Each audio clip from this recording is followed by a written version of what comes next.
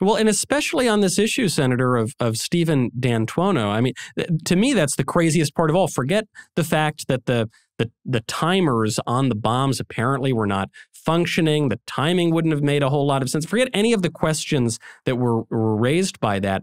The very fact that a guy who we know led an entrapment campaign, a poorly orchestrated entrapment campaign, by the way, in Michigan, then becomes the head of the Washington field office. I think we have the clip of your grilling Wray, because initially Wray tries to deny it, and then you've laid out the facts, and he can't help but admit that you're right. There was the case against individuals charged with kidnapping and murdering Governor Gretchen Whitmer in Michigan. Well, the special agent in charge of that case has now been sent to D.C., to the Washington, D.C. office, and now leads the investigation regarding January 6th. Is that correct? That doesn't sound right to me. That does not sound right. The name of the individual is Stephen D'Antuono. It was run out of the FBI Detroit field office. And by the way, I will point out that the lead investigator, Special Agent Track, are you aware that he was apparently fired for allegedly beating his wife after coming home from a swingers party, and he'd made multiple derogatory political posts about President Trump showing political bias? Are you aware of that? I am aware of, I think, the incident you're describing and action that was taken about it. To clarify on the first part of your question, Mr. D'Antuono was the special agent in charge of the office, the Detroit field office, and is now the assistant director in charge of the Washington field office. I thought you were asking about the agent who was responsible for the So the guy in charge got promoted and is now in charge of the January 6th investigation. The guy in charge of the whole Detroit field office is now in charge of the whole Washington field office. That is astonishing. He tries to get out of it, Senator. He says, I don't know, I'm not really familiar. What are you talking about? I'm talking about this guy. I'm naming this name, this date, this office. Oh, yeah. Yeah, I guess he got the promotion. So it's worth unpacking that for a little bit. And let's start out with what happened in Michigan. So if you remember in the fall of 2020, right before a big election, the FBI breathlessly announces that they've uncovered a plot to kidnap and murder the governor of Michigan, Gretchen Whitmer. Now, that's a big damn deal. You're like, holy cow. All right, if you've got a plot to do that, like, go prosecute those guys, throw them in jail a long time. Thank you, FBI, for, like, stopping criminals. That's your job. Now, I'll point out at the same time that prosecution happened to perfectly align with the political narrative of Joe Biden and the Democrats, because these alleged criminals were doing it because they were mad about Gretchen Whitmer's COVID lockdown policies. And because Trump had criticized Whitmer, the whole narrative was, you know what, it's Trump's fault. See, any Trump supporter is a violent criminal. Look, those guys are literally trying to kidnap and murder a Democratic governor.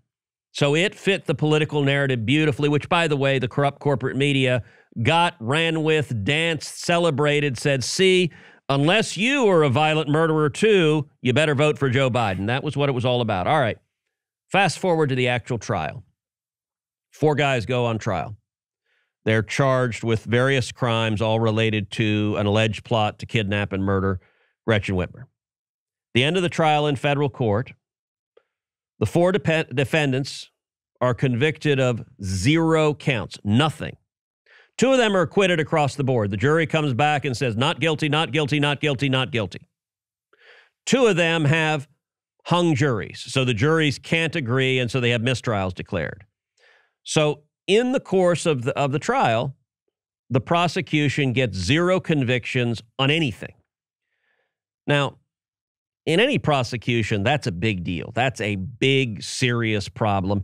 Prosecution wins almost every case they bring. Typically, the prosecutors don't bring a case unless they can get you and they've got the evidence. So it's unusual for the prosecution to lose. But it's even worse than that. Why did they lose? Well, the principal defense from the defendants was entrapment. It was that the FBI informants, people who were on the payroll of the FBI, who were working for the federal government, that they were the ones that suggested the damn thing. They were the ones that kept urging him to do that. In fact, the defendants pressed back, said, hey, let's not do this. This is a bad idea. Let's not kidnap and murder the governor. Gosh, your idea is interesting, but no thank you. And the FBI agents or the undercover informants kept saying, no, no, no. No. We got to do this. Really important we kidnap her, really important we murder her. And that was the defense's arguments, and apparently the jury agreed. That was the principal defense put forward. Now, for any law enforcement, look, there's a general line. What are the rules governing undercover officers? Law enforcement all the time has undercover officers. You go into the mob, you go into a drug cartel, you have someone undercover who pretends to be part of it, and you can gather evidence, and that can be used in a prosecution. That's legitimate. What is not legitimate, the line is you can't engage in entrapment. You can't be the one who is the source, the genesis of the illegal conduct. That it is an abuse of government power when they send an agent to you and say, hey, Michael, don't you really want to steal that fancy watch from behind the, like, they can't go suggest to citizens they break the law. The guy in charge, so this was all run out of the Detroit field office, the guy in charge of it, Stephen D'Antuono. This is one of the biggest scandals in the history of the FBI. To lose a marquee, front page, top of the fold, banner headline case because of misconduct by your office.